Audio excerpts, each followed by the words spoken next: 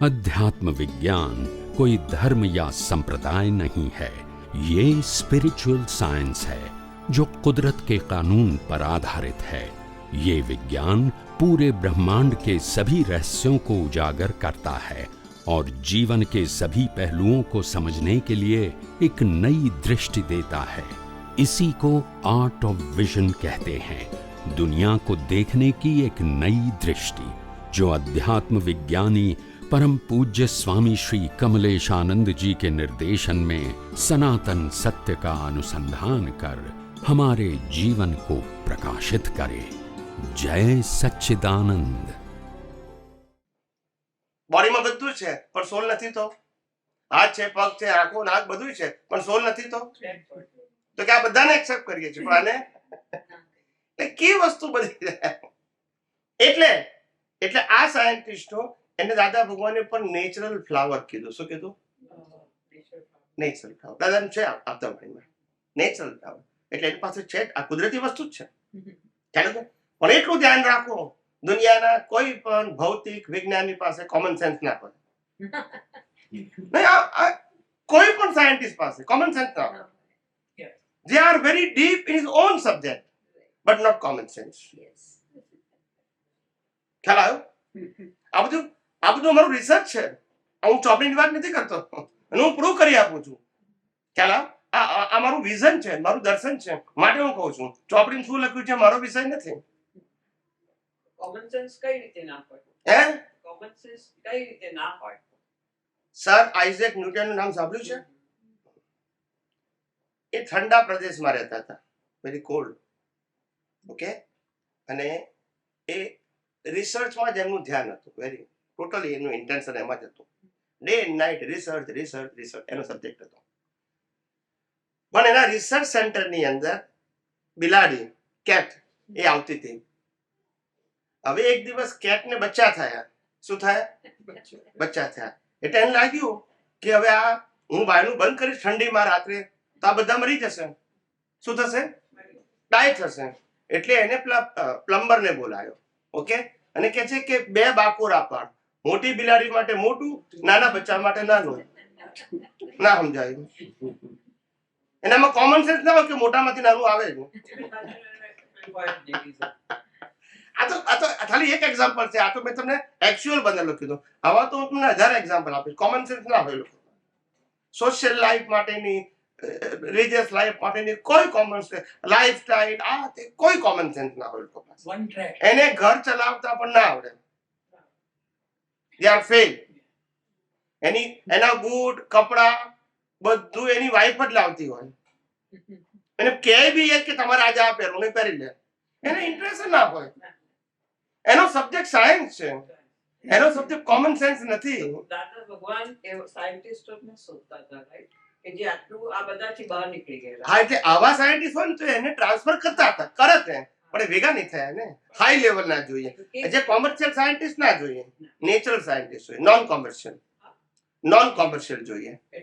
આ જે ભૌતિક રિસર્ચ કરે છે ને, જે મેઇન પ્રિન્સિપલ ઉપરથી જે આ બધી ભૌતિક શોધ કરે છે, એ બધા કોમર્શિયલ કહેવાય. મૂળ સાયન્ટિસ્ટ એટલે રૂટ ખોળે, અને ભૌતિક સાયન્ટિસ્ટ એટલે એ જે રૂટ બતાવ્યું છે સાયન્ટિસ્ટોએ, એમાંથી મટીરિયલ બનાવીને કઈ રીતે લોકોને હેલ્પફુલ થવું, જેનાથી પૈસા મળે, રોયલ્ટી મળે, વોટેવર. એ કોમર્શિયલ. હું એની વાત નથી કરતો. ના, ઋષિમુનિ નહીં, આમાં પણ હોય. આ સર આઇઝેક ન્યૂટન જેવા હોય, એ બધા ઋષિમુનિ જ પણ કહેવાય. આઇઝેક ન્યૂટન એવા બધા કહેવાય જ બધા. એ બધા નેચર. એને પૈસાની, તમે એને 5 કિલો સોનું આપો, ડઝન્ટ મેટર. એટલે એ કોમર્શિયલ નથી. હા, એને જીવન જીવવા માટે પૈસાની જરૂર છે, ઇટ ઇઝ ડિફરન્ટ થિંગ. ખ્યાલ આવી ગયો? પણ એને પૈસાની પડી નથી. તો એવા માણસો આધ્યાત્મ વિજ્ઞાન સમજી શકે જ્ઞાની પાસેથી. સમજાય છે? કારણ કે એ રિસર્ચનું એક જ ફિલ્ડ છે. આધ્યાત્મ વિજ્ઞાનની અંદર જે યુનિવર્સલ ટ્રુથ છે એક જ છે. એ ખાલી પાર્ટલી જાણે છે 5 તત્વોને. 6 તત્વો જાણે છે, 5 તત્વો, બસ ધેટ્સ ઇટ.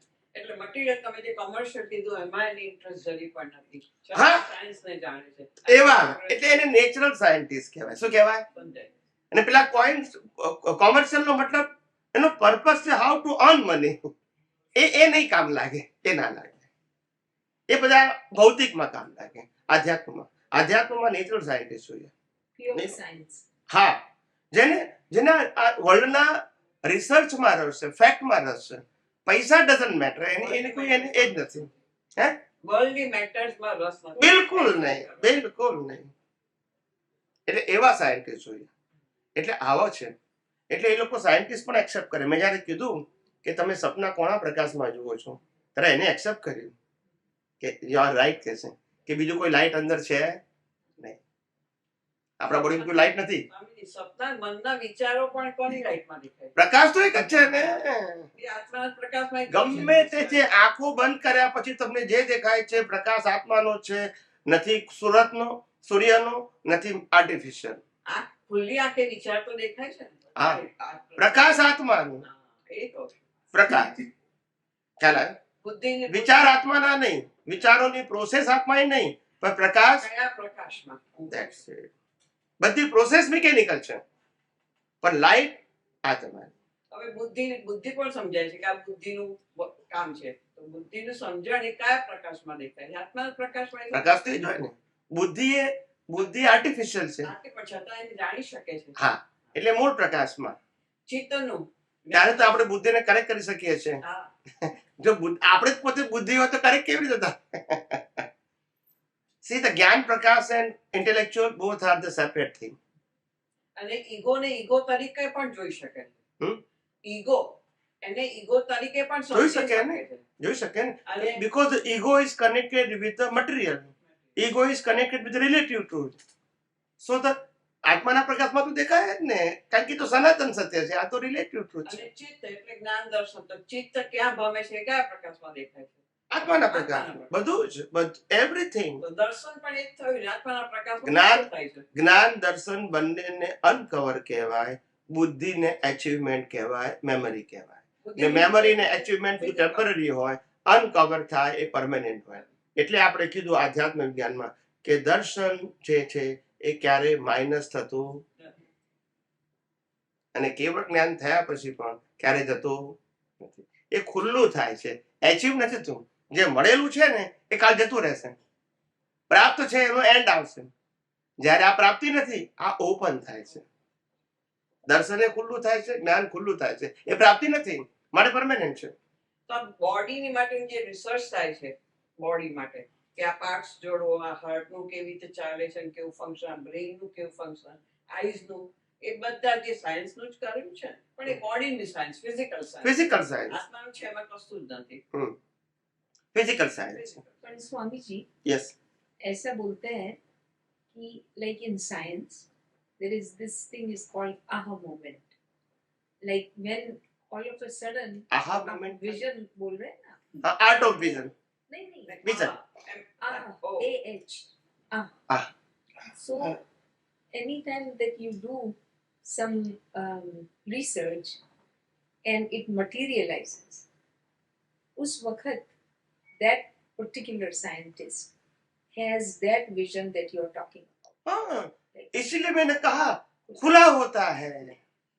ये कोई मैकेनिकल प्रोसेस नहीं है. It's open. It's मगर हाँ, ओपन कब होगा, कैसे होगा नहीं मालूम. हाँ, मगर जब भी होगा खुला होगा. भाई H2O से पानी होता है, गुरुत्वाकर्षण नहीं है. ये कोई किताब में लिखा नहीं था. ये कि फिजिकल दिखता नहीं है. It's open the vision. Vision से दिखा है. ये आंखों की बात नहीं और शब्दों की बात भी नहीं. It's open. साइंस हमेशा खुला होता है. So तो ज्ञान दर्शन वो साइंस है, वो थियरी नहीं है. जो बहुत सालों पहले like 400 years ago या now 700 years ago जो साइंटिस्ट लोगों ने like Galileo yes yes. they thought about कि यूनिवर्स में यहाँ पे ये होएगा वो होएगा यस. होएगा, उनको दिखना पॉसिबल नहीं था, हाँ. देख नहीं सकते थे, ओके लेकिन वो सोच सकते थे. ओके. और उन्होंने अपन ये मानते हैं कि दिखता वो ही है जो अपन ने पहले कभी देख रखा हो, लेकिन बियॉन्ड दैट जो सोच सकता हो और सही सोच सकता हो, क्योंकि now with all the big telescope and everything we know yes yes yes ये है वो है, प्रूव कर रहे हैं and it become solid science. Okay okay. लेकिन उन लोगों के लिए, and they are not called scientist but they are called philosophers, okay. उनके लिए ये सब ओपन, मतलब दे सॉ इट, जैसे अपने ऋषि मुनि देखे उसी तरह उन लोगों ने भी देखा हम्म, है. So that probably is the realization of the soul or the universe या जो कुछ भी है. देखो मैं बताऊँ आपको, इंसान ने बनाया हुआ टेलीस्कोप, क्या बताया? टेलीस्कोप. इंसान ने बनाया हुआ टेलीस्कोप वो 1,00,000 1 करोड़ माइल दूर का भी देख सकता है. 1 crore mile, you know, understand. There is the power of telecom created by the human. Right. Listen carefully. तो इंसान ने बनाए हुआ टेलीस्कोप के ग्लास में इतनी शक्ति है. आग तो वही है, पावर तो ग्लास में है ना. तो आत्मा में कितनी शक्ति होगी? There is the infinite power. Infinite. Lakh तो, करोड़ तो क्या, 100 करोड़ भी दूर देख सकते हैं आत्मा की पावर से. तो ये अनकवर होता है, ये फिजिकल आंख से वो नहीं दिखता है. तो जैसे जिसको दर्शन खुला होता है वो आंखों का सब्जेक्ट नहीं है, और केवल ज्ञान होता है वो आंखों का सब्जेक्ट नहीं है. Beyond I. समझ में आया? आज मैं ये कहता हूँ कि ये मेरे को दर्शन में सिद्धांत दिखता है, तो आंखों की बात नहीं है. It is not physical matter, it's a principle. ये सिद्धांत खुला हो जाता है और सिद्धांत प्रूव हो जाता है. आप समझे?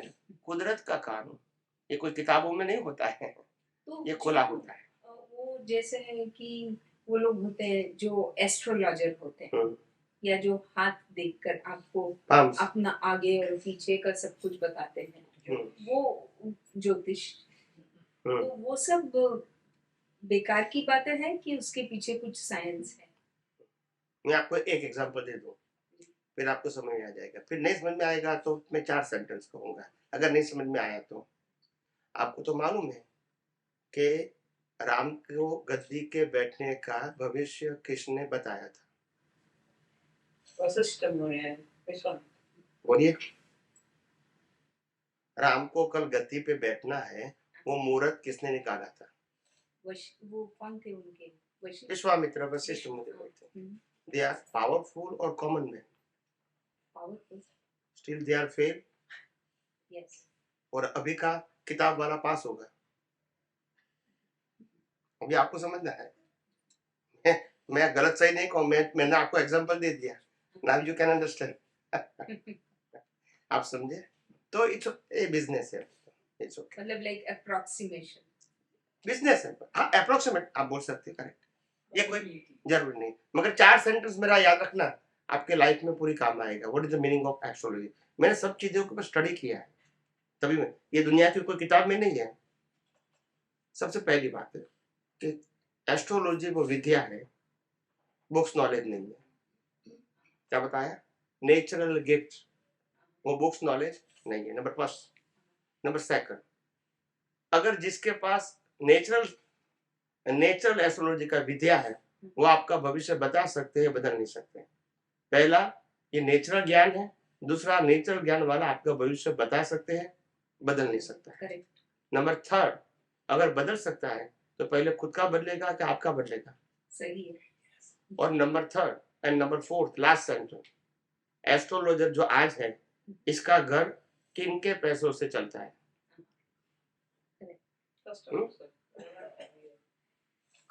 एस्ट्रोलॉजर का घर हम चलाते हैं और हमारा घर वो चलाएगा.